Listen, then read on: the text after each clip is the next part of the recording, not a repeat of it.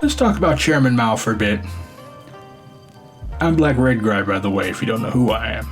I'm a frequent YouTube commentator and chair for the people of St. Louis. And I was requested to make a video about Chairman Mao, so that's what I'm doing. Chairman Mao was unarguably the greatest revolutionary leader of the 20th century. Why? Because he developed the thesis and practice that a semi-feudal, semi-colonial country can make revolution.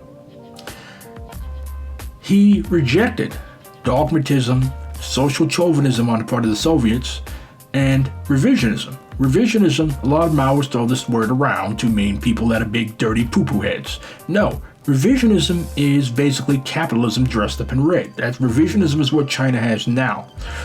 Mao fought revisionism by rejecting the line of peaceful coexistence with the United States that Khrushchev and his clique were promoting. Of course, he later reversed himself on this out of allowing himself to be guided by opportunist and rightist elements within the foreign ministry. But anyways, he was a great military tactician.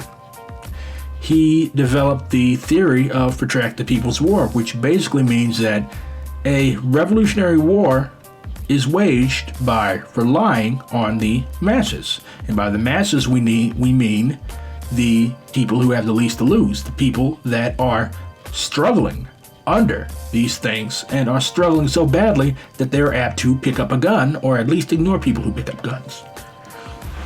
So that's one of his major realizations. You cannot have a small cadre of people that are super sneaky and stealth-like. You have to swim among the people like fishes in the sea. You can't wage coups or anything like that and expect your system to last. Ask Gaddafi and ask Thomas Sankara. So the essential element of Mao's theory is that you have to rely on the masses. Once you divorce yourself from the masses, or once you do things that are against their interests, they're going to topple you.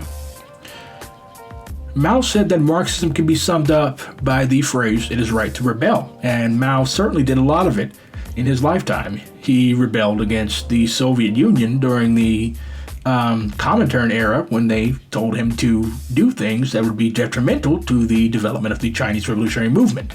So he didn't do those things. And he rebelled when he told Khrushchev to go fuck himself when he said that they should make nice with the United States because of fears of nuclear war. Mao's solution to the fears of nuclear war were to call atom bombs a paper tiger while going ahead to develop them by himself. So Mao basically was, as Eldridge Cleaver, who I'm not going to quote again because he sucked, he was a rapist, was the baddest motherfucker on the face of the earth. That's why the Panthers followed him.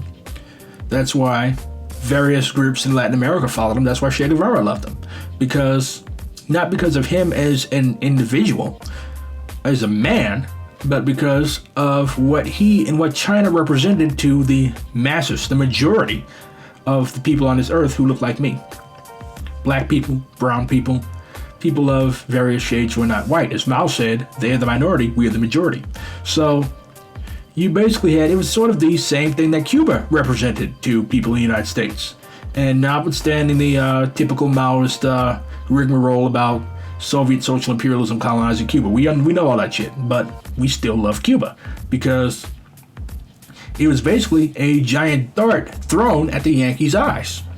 Yeah, they ended up being a Soviet sugar colony. But when you have people that are struggling in ghettos and you've got these bad motherfuckers right down here on this island that have just fought the U.S. Army, well, not the U.S. Army, but people who were paid and backed by the U.S. Army who told the Yankees to go fuck themselves, that means a lot. That's what Mao meant. So when we talk about Mao, we have to realize that his theory is rejected by a lot of people for personal reasons. I don't like Maoism. I don't like such and such. It doesn't matter what you like. What matters is that there are billions of people around this world who look like me, who are starving to death, who are being beaten up and shot by the police, who have no clean water to drink. And Maoism as it has been synthesized and developed after Mao's death, offers the best solution to fixing these things. So people call us dogmatists. People say I worship nobody. But you've got this bad motherfucker in China, a person of color, I hate that term, just like me, who faced down Japan, England, the United States, all of these other well-armed forces, imperialist forces, and won. Mao was a bad motherfucker. That's why we like him. So his major theoretical contributions: protracted people's war, rely on the masses, 3 stages: strategic offensive, strategic stalemate, and strategic defensive. I know I said those in backwards order, but basically revolutions don't just advance like, okay, boom, here we are. No, they go through stages. Sometimes you might go back a stage, sometimes you might go forwards and then go back again. These things take years, okay? It took the Chinese damn near 40 years to win their revolution. But patience is the key. Like Ho Chi Minh said, for each one of yours we kill, you may kill 100 of ours, but at the end of the day, you're still going to get driven back to where you come from. The fact that the bourgeoisie rises within the party. Okay, you've made the revolution. Guess what? You still got greedy motherfuckers who've got their hands in the treasury and are trying to pull us backwards. You have to struggle against those greedy motherfuckers.